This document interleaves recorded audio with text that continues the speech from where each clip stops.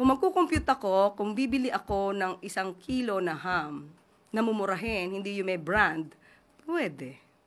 Ham lang. Wala po si spaghetti. Depende kasi. Depende yan eh. Kung anong bibilin mo. Ano ba ang balak mo? Kasi di ba may nabibili naman na nakapack na yung pang chop suey. Mura lang yun. Tapos bumili ka ng bihon, toyo. Pero ma'am, tama po ba na dapat pagkasyahin yung 500, lalo na po ngayon na nakaranas po ang bansa ng kalamidad?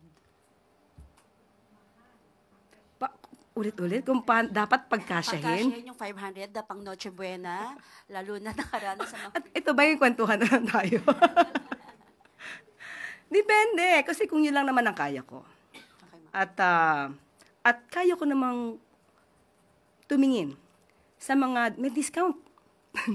May mga grocery stores na may discount. Pag malapit na yung, let's say, 3 months na dapat mabenta na ito lahat, depende po yan si diskarte. But still, sabi ko, hindi po ako sasagot in behalf of DTI dahil magkakaroon po sila ng kanilang press briefing.